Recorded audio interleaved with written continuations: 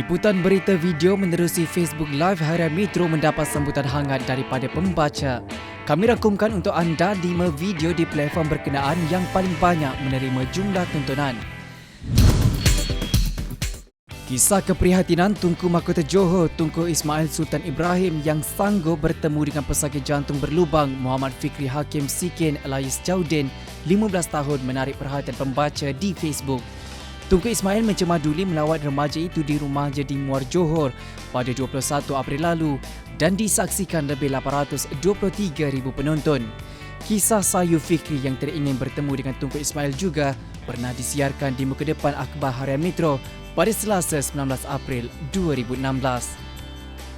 Kemalangan membabitkan pacuan empat roda menghempap kereta potong saga berdekatan Mid Valley di Ibu Negara ditonton lebih 849,000 pelayar Facebook.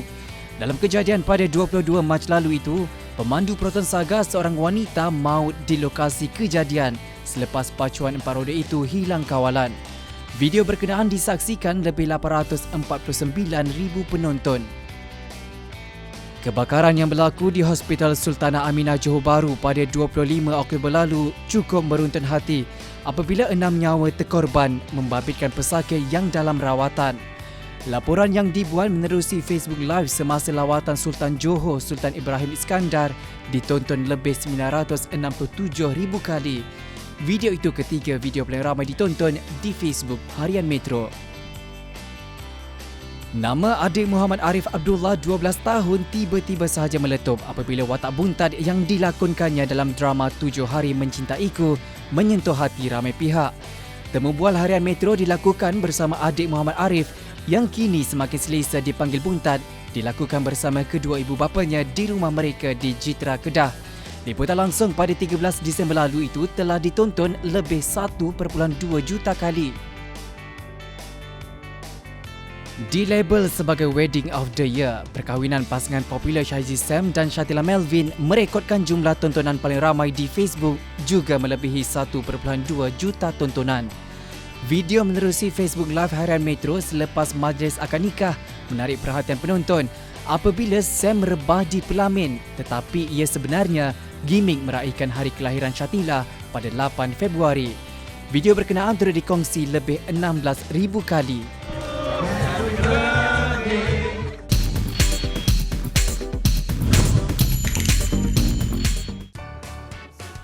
Berita perkahwinan Sultan Selangor Sultan Sharafuddin Idris Shah dengan pembaca berita Radio Televisyen Malaysia RTM Nur Rashikin Abdul Rahman antara yang menjadi pilihan pembaca tahun ini. Baginda selama dijab kabulkan dengan Nur Rashikin dalam majlis serba sederhana dan ringkas di Masjid Istana Diraja, Istana Alam Shah Klang. Kisah rumah tangga pasangan ini cukup menarik perhatian ramai apabila berita ditangkap haluan ini antara yang dibaca lebih 679,000 pembaca. Artis Zila Sirun yang juga bekas isteri pelawak Alung Cham ditangkap haluan dengan teman lelakinya di sebuah apartmen di Bukit Jalil pada awal pagi 13 Ogos lalu. Kisah kemuliaan hati seorang wanita yang sanggup menjadikan sahabat baiknya sebagai madu menarik lebih 703,000 pembaca di laman web harian Metro.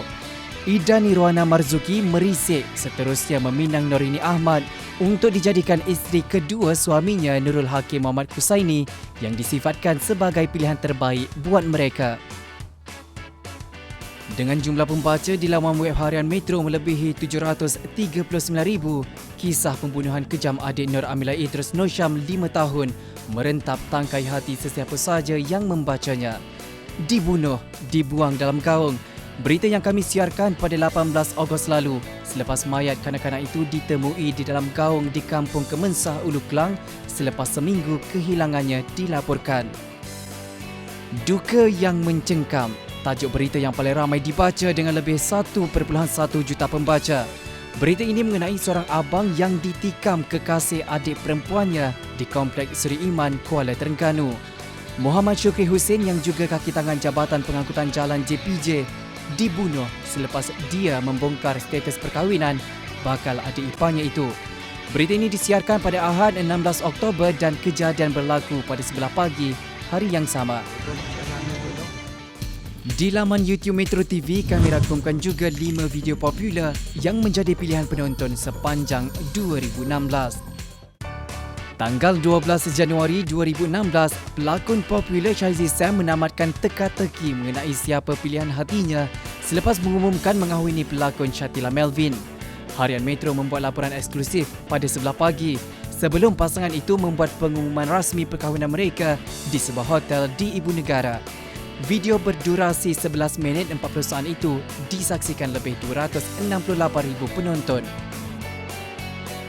Video dengan tajuk Gugur Talak 1 menjadi keempat paling banyak tontonan iaitu lebih 320,000. Ia mengenai temu ramah pelakon dan pelawak Alung Cham atau nama sebenarnya Muhammad Nizamuddin Ahmad di mahkamah selepas sah bercerai dengan bekas isterinya penyanyi Zila Sirun. Video ini dimuat naik di YouTube Metro TV pada 29 Ogos lalu. Masih berkaitan dengan perkahwinan pasangan Shahrizi Sam dan Shatila Melvin, video ucapan 4 adik-beradik Shatila turut menerima tontonan tinggi di YouTube Metro TV. Ucapan berkenaan dirakamkan sebaik saja pasangan itu selamat dijab kabulkan di rumah keluarga Shatila di Bukit Jawi, Pulau Pinang pada 8 Februari 2016. Kisah seorang wanita, Nur Idayu Zulkifli, yang diceraikan suaminya dengan talak 3 menarik lebih 621,000 tontonan di YouTube. Dia diceraikan oleh suami yang dikahwini sejak 2013 itu selepas rakamannya menyapa suami di pelamin ketika bersanding dengan wanita lain pada 6 Februari tular di Facebook. Video dengan tajuk Isteri Pelakon dan Pelawak Dicekup Haluan paling banyak ditonton di YouTube Metro TV selepas dimuat naik pada 13 Ogos lalu. Ia adalah rakaman ketika penyanyi Zila Sirun, bekas isteri kepada pelakon dan pelawak Alung Cham, ditangkap haluan bersama seorang lelaki dipercayai kekasihnya. Ketika diserbu, Zila menyorok di belakang almari dan menutup mukanya. Video itu ditonton lebih 2.7 juta kali.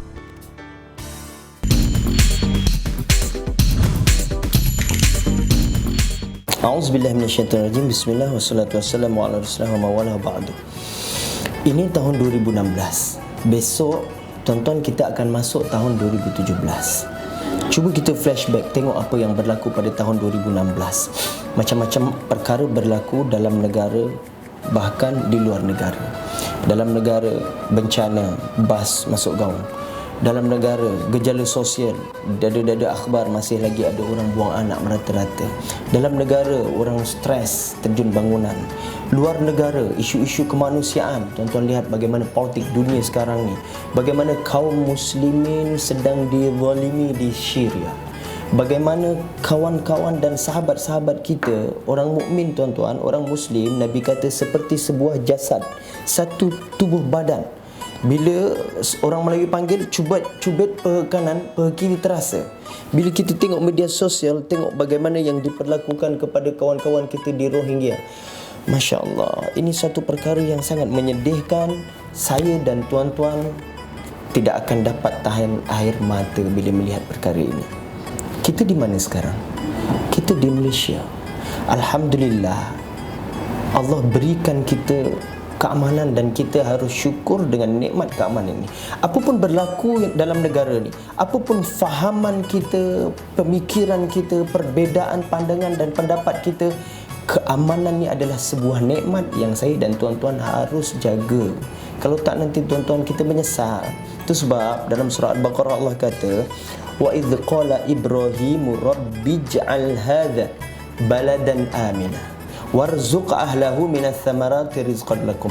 Nabi Ibrahim bila berdoa pada Allah, dia berkata pada Allah, ya Allah, kurniakan kepada negara ini baladan aminah, menjadi sebuah negara yang aman.